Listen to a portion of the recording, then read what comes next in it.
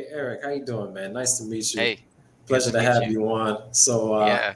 So as you're talking here, you mentioned that you had some issues with folks testing your faith and challenging your beliefs, and especially just coming into the faith, it could be a very daunting thing when you just made a huge life decision and you're getting all kinds of controversy for it, right? I wanted to ask, who are the people that you stuck to kind of get you through it, and how did you really go about getting the organization started? Because you mentioned, we started in 2011. So who was the Yeah. we? Like, who did you lean upon to kind of get this thing going? So when I first became a Christian, I remember I had it was February in 2010. I had opened a Bible that someone had given me the Mm, Christmas prior, and I just decided to open it that month, and I mean, I was just going through a depressed moment, I was going through some stuff, and I was trying to fill it. We all have that God-shaped hole, right? And we try to fill it with all kinds of other things when we're not a yes, sir. Christian to try and numb that feeling. Very And true. when I was flipping through the Bible, I saw a lot of words in red, and I was like, why are these words in red? Like, and those are Jesus' words, right? And so the most red I saw was on Matthew 5, 6, and 7, the Sermon on the Mount. And so I started to read that, and that gave me a comfort I had never felt before. And so when I was coming to the faith, I mean, that was what caused me to study the Bible on my own. So I started to read and read, and I mean, it was so much that my mom had to bring food to my bed because I wouldn't stop reading. And I was just asking, like, okay, I know about this Adam and Eve story. I've heard about it. Let me read about it in here. I've heard about this David and Goliath story. Let me read a bit about David's life. And so I'm reading and reading, and it came to a point where I was reading things I didn't understand.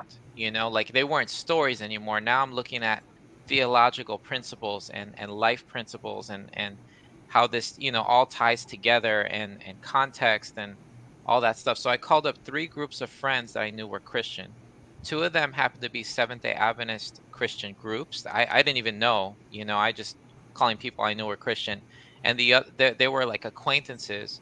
And then I called up another group. These are my close friends now, best friends, and they're non-denominational Christian. And so I studied kind of the traditional, the both schools of thought on the Bible, and ask questions, and yeah, eventually I just I believed, I was aligning more and more. I liked the way the Seventh Day Adventist Christians were taking the whole Bible into context. They were going to the Greek and Hebrew, and so I love that. And talking about prophecy. So I decided to Google a church, and I Googled an Adventist church, and I ended up in Apopka, and I just walked in, and it's the first person I saw. I said, I want to be baptized. And they were like, I'm thinking this Wow. is normal. You read the book of Acts, and people are getting baptized left and right. So I walk in there, I just see Wow. some guy walking by. I remember that day, man. He was just walking by doing his normal church stuff or whatever, and I'm like, hey, my name's Eric. I want to get baptized. Is it possible for me to get baptized today? And the guy's like, what? Like, what is happening right now? And so he calls up the pastor, and the pastor was out of town, and I started Mm, Bible studies with the pastor, and then a month later I was baptized. nice. But Nice. I as I became a part of that church, I got to know some of the young people there, and we kind of developed some friendships. And it was two friends of mine that I pitched the idea to after this experience I had doing outreach. And yeah, and then we got started back in September of 2011. Throughout the time of, you asked about my jobs, I had them to support me, my church family. And honestly, a lot of their support was just listening. They didn't know what to tell me. I Good. gave into it. When I first became a Christian, my convictions weren't strong enough. I mean, I was still falling into sin left and right, committing sin left and right. And but they didn't judge me. They listened to me. I cry on their shoulder basically, and I got, with their help and God's help, obviously I got through it. So So yeah, it was Yeah, rough. Yeah. Yeah. I appreciate you saying that, man, because so many people have a fear, I feel, that once they come to faith in Christ, that all the problems are going to go away, the temptations they had, they're no longer an issue.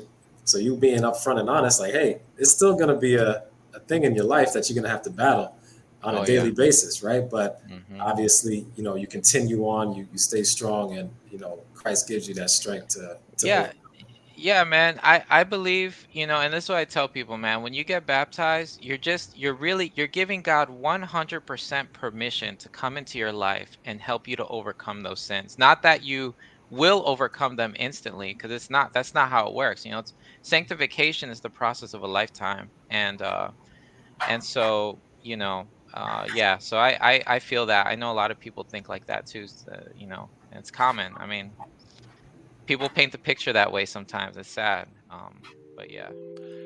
Yo, what's up, everybody? This is DTH of the Hold Your Point podcast crew. Thanks for watching the video. Make sure you like and subscribe for more content. And as always, we'll see you next time.